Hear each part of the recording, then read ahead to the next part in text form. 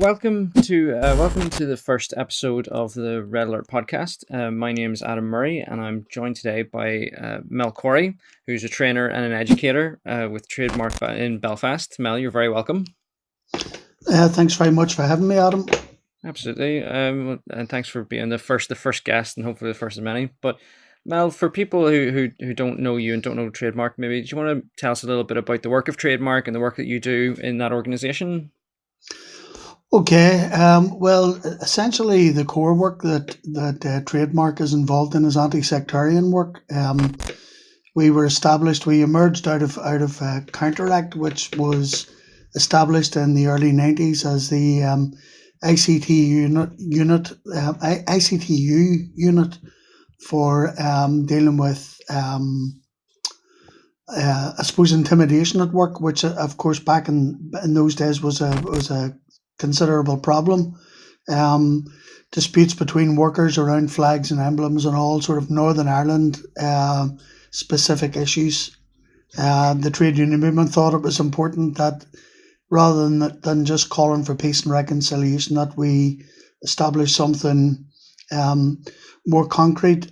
And I suppose Trademark is the evolution of that. Our work has changed over and developed over the years. We don't work exclusively with the trade union movement anymore. We work right across the community and voluntary sector, and we work for trade unions, and we work for private sector companies as well.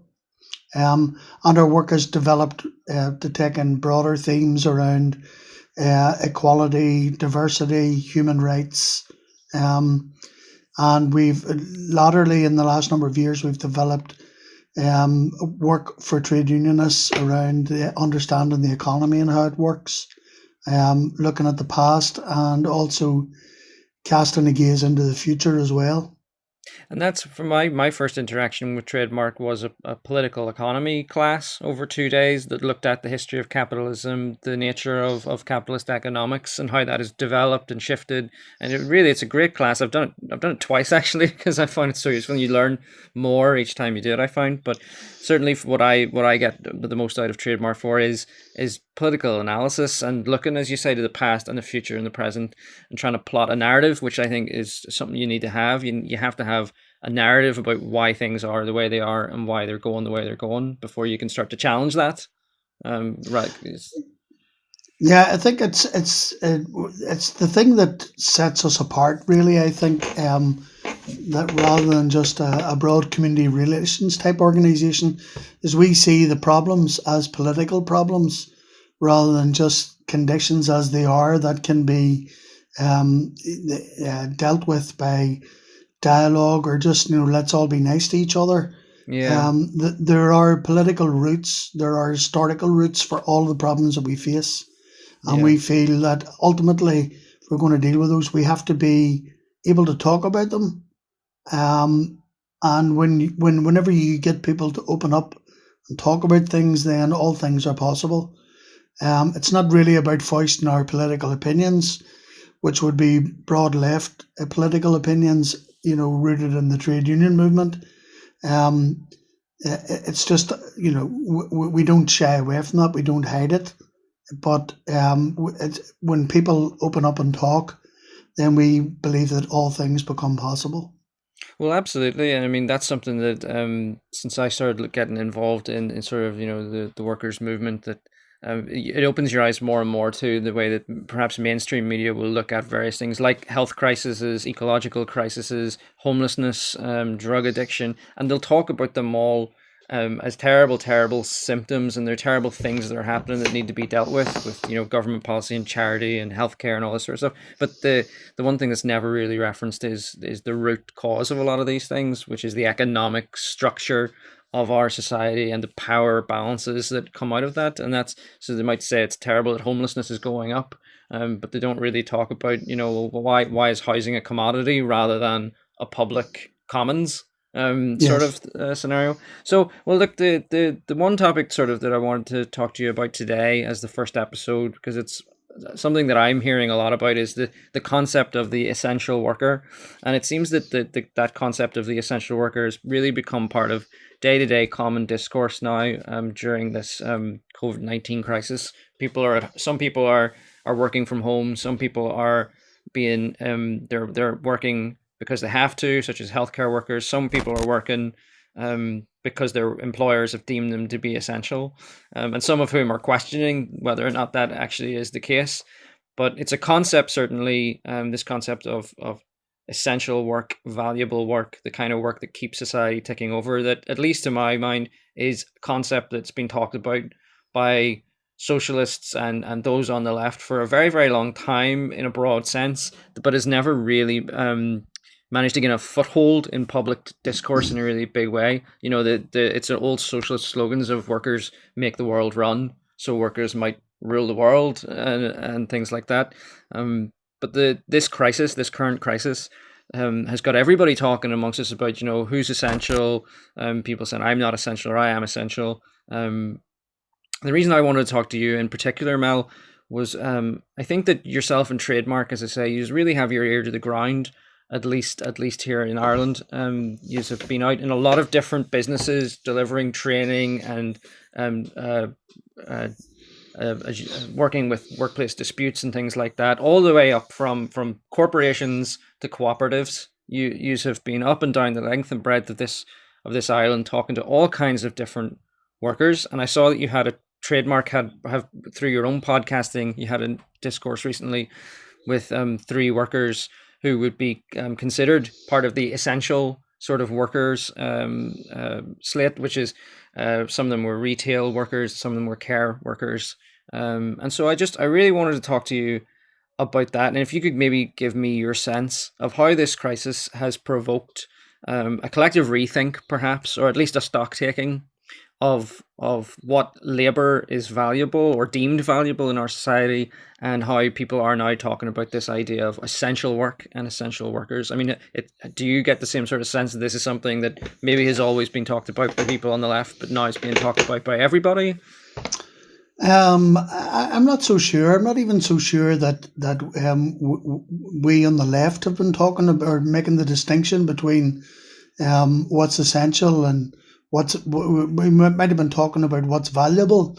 Mm-hmm. But the crisis has certainly brought home that the understanding that work that we traditionally regarded, all of us traditionally regarded as menial, low paid, low skilled, is absolutely essential, not on an economic basis, but certainly for functioning decent civilized society.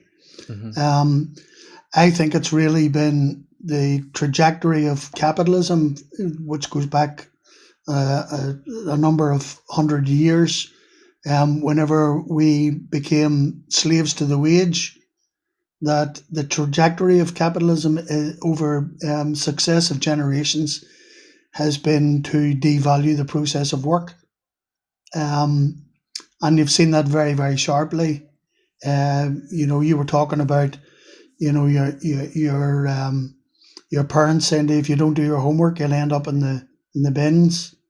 I remember years ago being at a meeting. It was a joint meeting between the company and the union in Moy Park in Craigavon, which is, of course, a big multinational um, food production company, absolutely essential at the minute.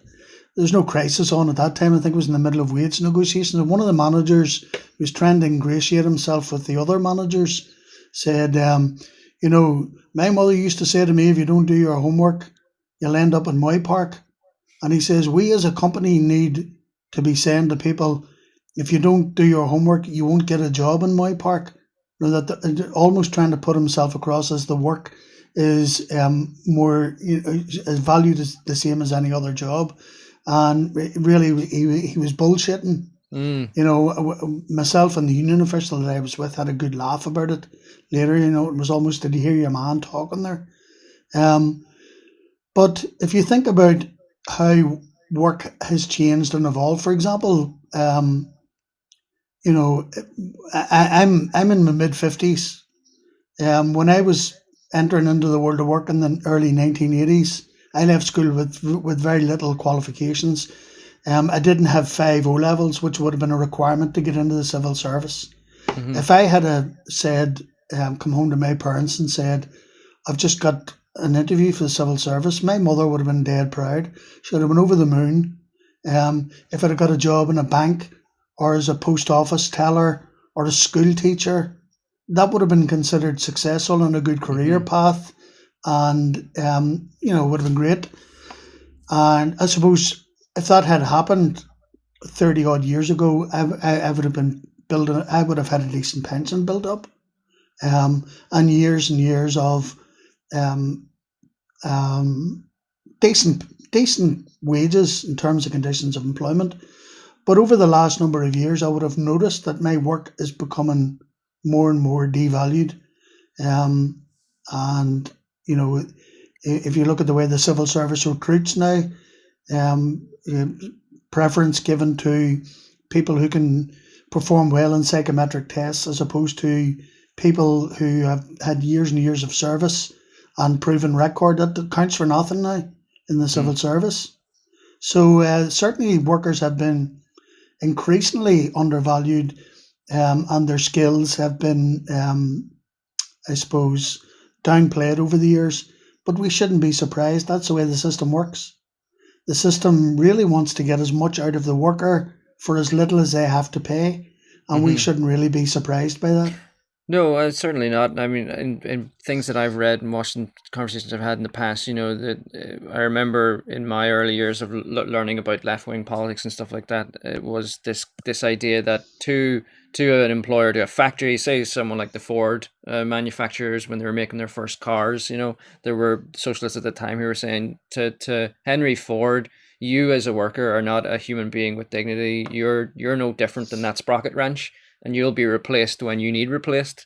And that to me seems to be that, looking at the people now considered or deemed essential workers, there is an overlap, I think, with people who are either very, very low paid, who would be referred to by politicians and such as low skilled, who would often be in precarious employment without a job for life, without a contract. Sometimes even, you'd be on 0 hours, agency workers, and even the ones when you get a little bit higher than that, the ones that you're talking about, who would have previously been very well-to-do professions. People in the health service, people in the emergency services, um, people in the civil service. Even they have had to endure a decade plus of wage stagnation, cuts, reducing the number of jobs, which increases the amount of work on each individual. And there's that just seems to be a, a it's not a bug in the system that people who are now, we're told, are keeping our society from falling apart and seem to be so essential, that those also happen to be the people who are very, very low paid a lot of the time. And why is it that those people are so very low paid if their work is so very valuable to a functioning civil society, as you were saying? Yeah, well, it comes back to the system again. The motive of the system is profit, no matter what way you look at it. And essentially, from its inception, capitalism has been squeezing labour whenever times get hard. Um, the first people to be attacked are always labour, and I think that people really sort of have lost the sense of their place in the system in terms of um, the relationship with the mode of production. I'll give you an example. I had a query from a friend of mine who works for a bottling company. So he puts water into bottles, and Mm-hmm. that's sold to the public.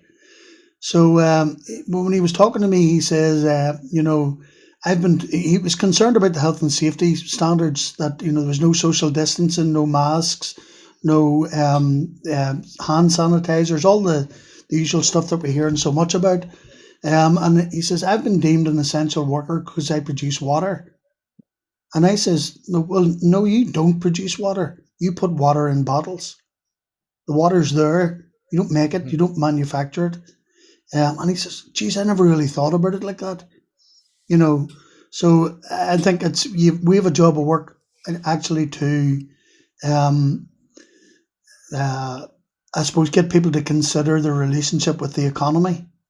If we take health workers, for example, nurses in particular, when I was in my formative years, going into the nursing profession was seen as a vocation. It's something that you wanted Mhm. to do. You've always wanted to do it from you were a kid. Now all we hear is nurses leaving the profession Yeah. because the terms and conditions are so poor, the pressure's so bad. I wouldn't encourage anybody, to well, and that's the wrong thing to say. I mean, if somebody wants to go into health and caring profession, of course, it should be encouraged. But there should be no gloss or no romanticism about what they're heading into. We have completely Yeah. changed the way we look at those areas of employment. School And teachers exactly the same. yeah. You used to school teacher was somebody that society looked up to.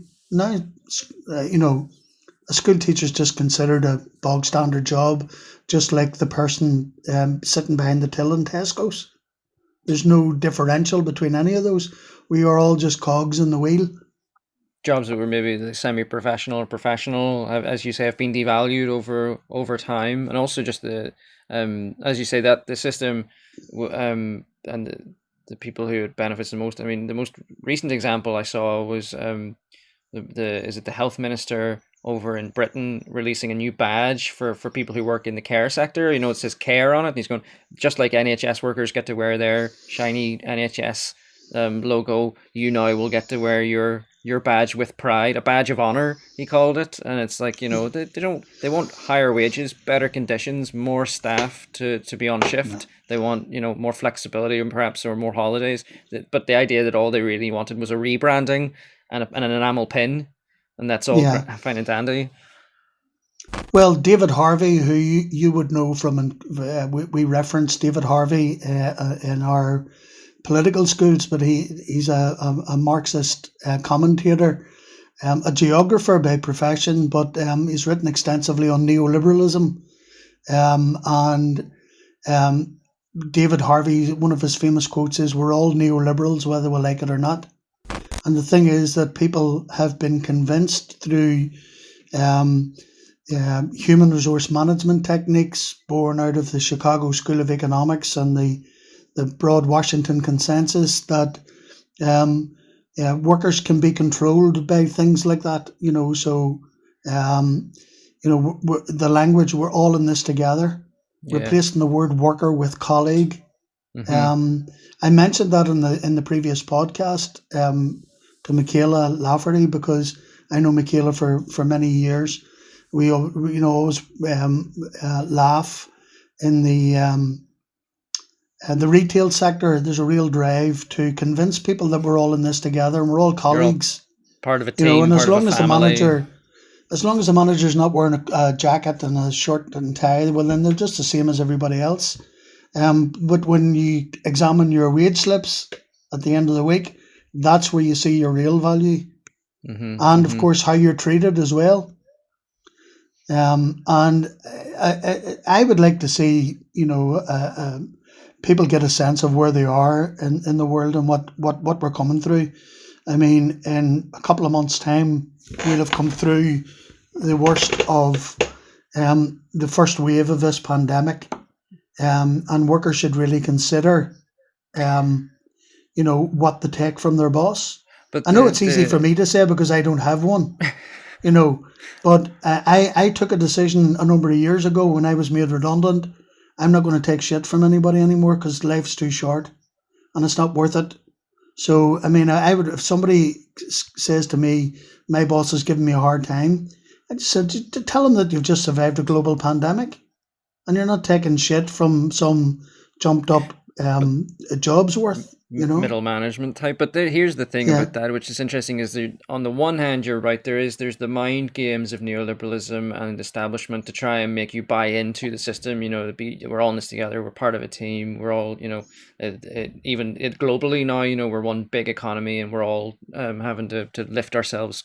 All boats rise at once. That sort of talk. But the other that's the carrot in a way, or at least that's the picture of a carrot, a very fake one. But the other side of that is a very real stick, and that is for a lot of the workers who we're talking about in terms of deemed essential, that work in a precarious work.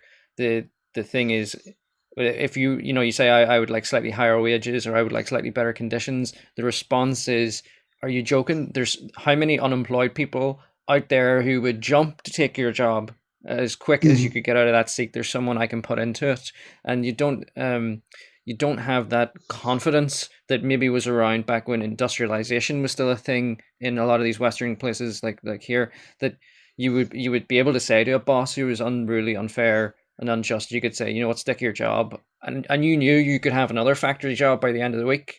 Whereas Yeah. now people don't have that confidence anymore because those jobs, there's not enough. There are less jobs than there are people for a start. Yeah. Well, yeah, we've got the challenge of automation and less work. We've also got the challenge of a weakened labour movement, an organised labour and trade union movement, a less militant trade union movement.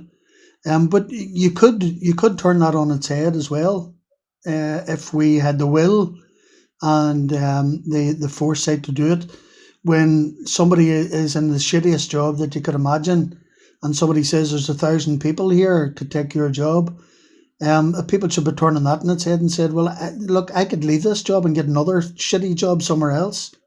With somebody who's a bit nicer than me or nicer to me." Mm. So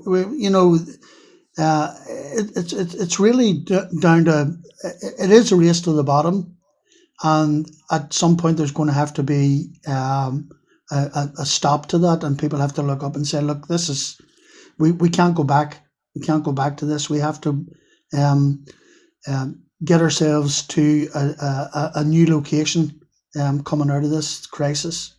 And just earlier on, just literally before I called you, actually, I saw that there's a headline in the Independent that said 91% of people over in Britain polled didn't want it to go back to normal. And there could be lots of different factors about that, about traffic and the daily grind and the rat race and all that sort of stuff. But I know that Trademark, that's a message Trademark have been putting out, as of very many others. There should be no going back to normal after Mm. this. Normal was 10,000 homeless people in the Republic. Normal was very high levels of poverty, increasing levels of poverty and child poverty within our own society. One of the richest societies in the world. I mean, we talk about how it is for us in the West, when we actually have an accumulation of wealth in our Western countries and societies.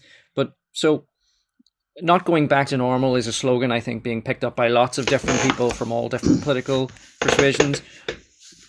But Yeah, we could simplify that and just say normal yeah, was shit, because uh, that's what it was, for yeah, exactly the reasons that you described.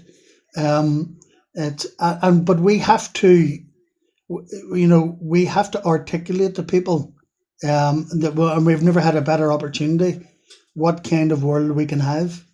There's no point in saying we're not going back to normal if we don't say to them, well, this is what we could have, or this is what we should mm-hmm, work towards, or this is an alternative. Have you thought about this? So that's, and it is a propaganda war. And you won't win people over by um, telling them to read the Marxist classics and educate themselves. We've got to give them sound bites. We've got to give them hopeful um, sort of uh, pointers towards what they could do for themselves. Until we're in a position where we have rebuilt a labour movement, where we have rebuilt a shop stewards movement, and we've built workers' confidence to the point where they can walk off the job. If you look at what has happened over the last number of weeks, where workers have taken action themselves despite their trade unions, and walked off the job because they've What said, would be no, we're called a not putting up with wildcat this. strike, and which would be Yeah, considered illegal, which is yeah, illegal under the current anti trade union legislation put in place since Thatcher. Those kinds of spontaneous. Wait, this is in. I remember a story from a post. It was about a postman in Belfast. I think around perhaps in Tomb Street. I'm not too sure now, but this postman was getting cancer treatments and had to go for chemotherapy, or some sort of regular hospital appointment.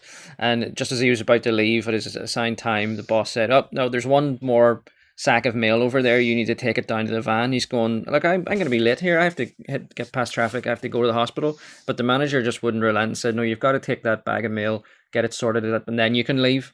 And on his way out, as the story was told to me, as the guy was loading this last big bag of mail into a van downstairs, someone said, "Thought you said you were going. Why are you still here?" And he explained that the manager, had told him to do this one last thing. And in outrage, a whole load of workers just went, "Hold on a second, everybody stop what you're doing. Did you hear this?"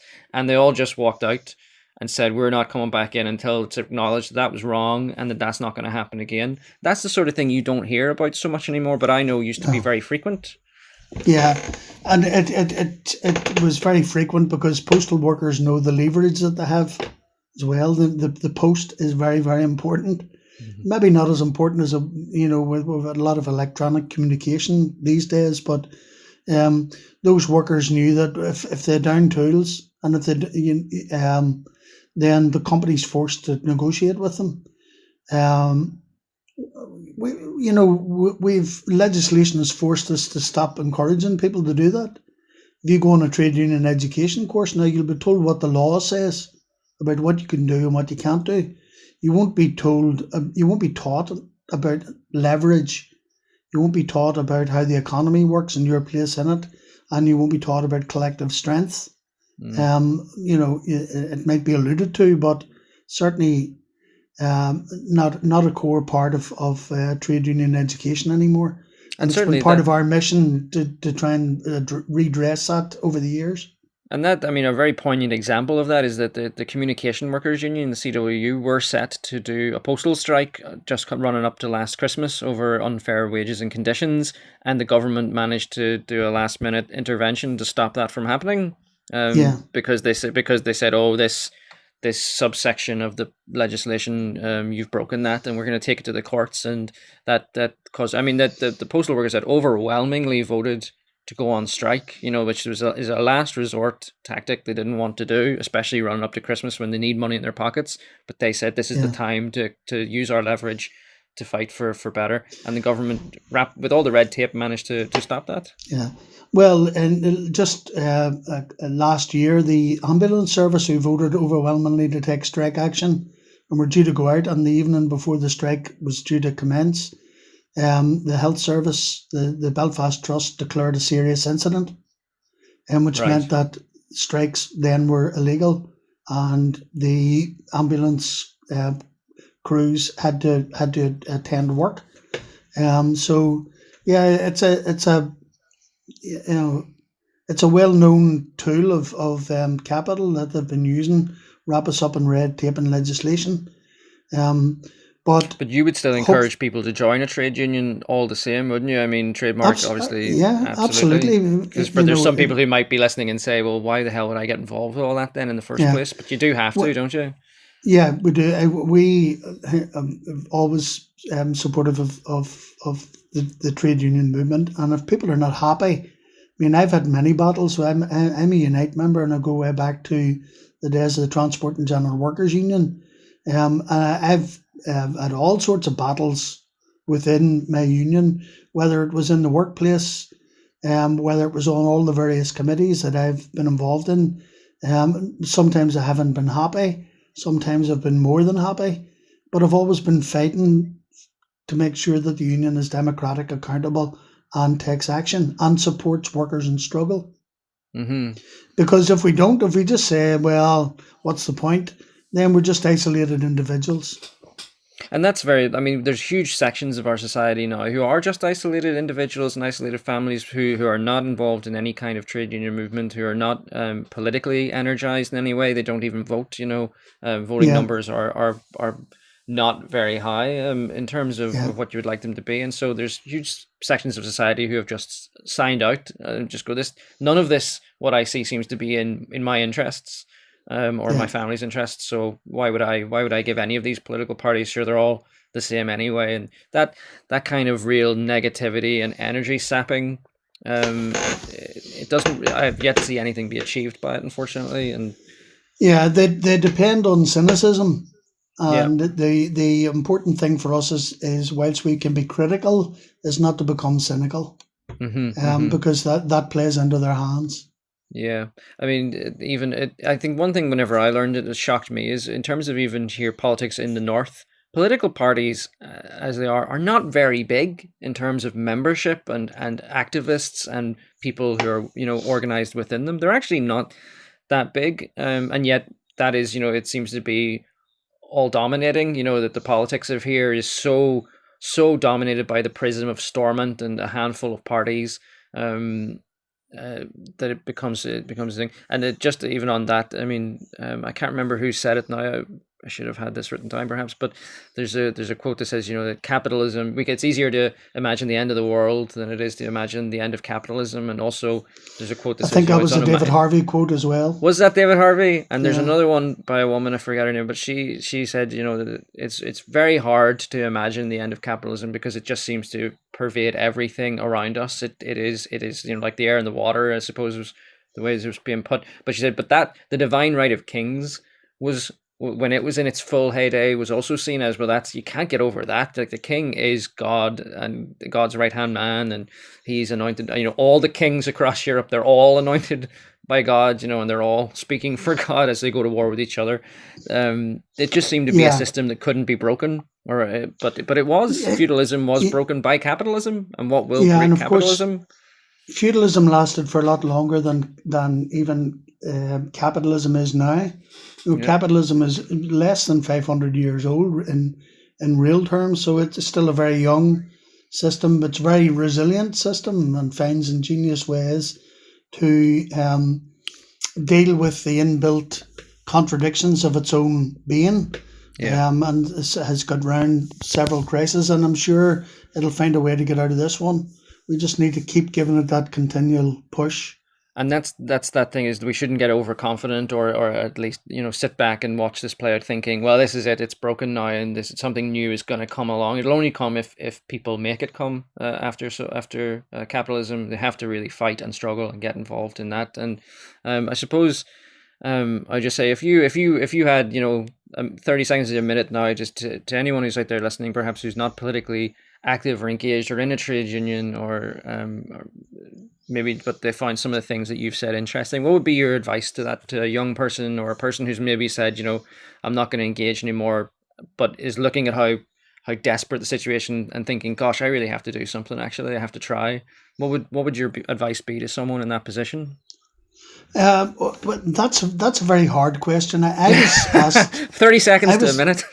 I was No, asked go that ahead. question years ago when I was in my last days at school. I was in the early '80s, and I was in an art history class doing an A level in art history, which I never completed. Um, and the teacher was superb. He was a great teacher. He had a very big influence on me. But he asked the class one day. He says, "How many of you have a political opinion?" And I was the only one in the class that put my hand up. And he says, "What's your political opinion, Corey?" And I just said, "Well, I think the world should be socialist. I'm inclined towards socialism." I didn't really have much of an idea what I was talking about at that stage. I was only 17. Um, and he laughed and he says, "At least Corey has an opinion. It might be bizarre, but at least he has an opinion. As for the rest of you, you've grown up in the most politically charged area of Western Europe, and you're sitting there telling me you don't have something to say about what's going on in the world."